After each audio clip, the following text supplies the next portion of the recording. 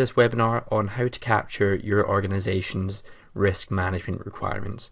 With me, Jamie Jack, a risk management analyst at Turnkey Consulting. We help customers with all aspects of business risk, from the processes to technical implementations, including governance risk and compliance, identity and access management, cybersecurity, and application security across the enterprise. What I'm looking to do today is show you in a sort of step-by-step way how to capture the requirements for you from a risk management perspective. So the things I'd like to cover today include where you are in your risk landscape, and so that's looking at both external and internal factors, then assessing your organization's level of maturity, where you sit within that sort of scale, and then we're going to go through your current processes, your as is to be, and finally how to document these requirements. So what I'd like to start with is to understand your risk landscape. Now there's two main factors to this, your external and your internal landscape. So externally, those are the risks that you're exposed to across the board, and this is very unique to every organisation. No two organisations will be the same, although there will be similarities if you're within a similar industry. So for example, if you're in the financial industry, you might have certain regulations you must adhere to by law that maybe someone in the retail industry might not. So you need to look at all of these factors and consider that. There's also internal factors, which are mainly based around sort of your company's culture to risk and the sort of attitude to it. But there's also a few other things that can be considered. Then there's those risks that sort of come across the board and that everyone is exposed to. These are sort of more universal and might be more to do with the economy, something to do with political instability perhaps, or might even be something called a black swan event, which is an event that is very rare and could not have been predicted. It's sort of unprecedented, I guess, and a great example of that, and is topical right now, would be COVID-19, because that is having an effect on every business and the way they operate. So once you've got a good understanding of your risk landscape, what you want to do next is assess where you are and where your organisation's level of maturity lies. Now there's four different sort of levels of this, which I'm going to delve into in the next slide. But what you're going to want to do is, to assess this, there's four factors that you want to consider. Or there's more than that, but these are the four that I want to point out. Risk awareness, risk oversight and governance, risk appetite and tolerance, and risk analysis and reporting. And if you look at each of these individually and you appreciate what sort of level of maturity they are, then you can combine them to work out where you are sitting as an organisation. There's also a few other factors to include, might be things like regulatory controls, information governance, and organisational performance. The more factors you think about, the better, but if you stick to the main four on screen there, that should do you most of the way. So what are the four levels of maturity that I'm talking about? They are ad hoc, preliminary, defined, and integrated. And I guess it's a sort of scale from having no risk management function and no sort of way for preparing for risks to a fully integrated culture where everyone at your company is aware of the risks they are exposed to and you've got a strong culture dealing with that. Now this is a scale. You need to figure out where you lie on that scale. If I show you and talk about ad hoc for a second, that would be a company that has absolutely no risk management function, and I guess when it comes to risk management, the only thing they do is deal with risks when they have already been exposed to them.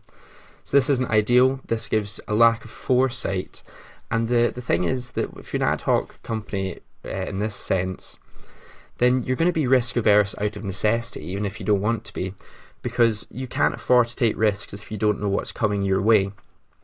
So the further you get up this scale, the better you'll be at sort of being able to have the foresight and to be able to deal with them when they do come your way, which they inevitably will.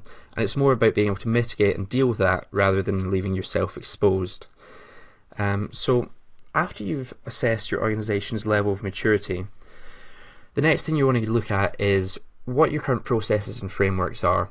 Now, you might have great processes and frameworks, or you might not, but it's about understanding, again, where you sort of lie. There are four areas to look at, in my opinion, and there's debatably more. The key ones are how you deal with risk identification, risk assessment, risk response, and reporting. And I guess monitoring as well goes hand in hand with reporting. And if you can delve into how your company deals with each of these, then you can get an understanding of your current processes and frameworks. These will act as a fantastic foundation on which to build upon.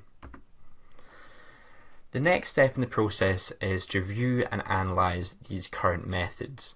Now this should be impartial, and the two key outputs that you're looking for are the strengths and the areas for improvement. The reason for identifying the strengths is that these should be maintained as you mature, as these are areas that are already functioning highly. The areas for improvement are perhaps the more important part here. Once you can pinpoint these can then be prioritised as places that need to be improved upon and can be done as such. The next step is to use the as-is to be approach. So you've got your as-is, and that's the current picture of your company. And with the to-be side of things, it's looking at where you want to be. So let's say, for example, your current risk maturity is at a defined level. You're going to want to aim for an integrated level, perhaps. And one way of doing this might be, for example, wanting to comply to ISO 31000, the guidelines and standards. This is just an example, but if you can sort of work out what a company looks like at this above level, then you can work out where you want to go. So to get there, you're going to need a few solutions, and this could be something offline, might be just a way of changing your processes, or it might be more of a technical solution. An example of this is SAP's GRC module. Now there's three applications within this, so you might take access controls as an example, as maybe your company has struggles with who they're giving access to. The classic example here is that if someone's able to pay a vendor as well as create that vendor, then there's no reason that they can't pay themselves. So access controls would be one way to mitigate this. You could use process controls to help manage and automate the processes in place. Or you could use SAP risk management, which is an overarching application that can be used to capture enterprise level risks and act as a centralized tool for your risk management function. After you've thought about the solutions, then it's time to get onto the documentation. At this point you've done all the hard work, and it really is just about putting it on paper. When you're doing this, the requirements should be clear, succinct and focused. And at the end of the day, no matter what your solution is, the requirement should always be business driven. If you've chosen to opt for a technical solution, then the technical side of things is only an enabler for these business goals, and that's why you're going to want to document your requirements in a business driven way.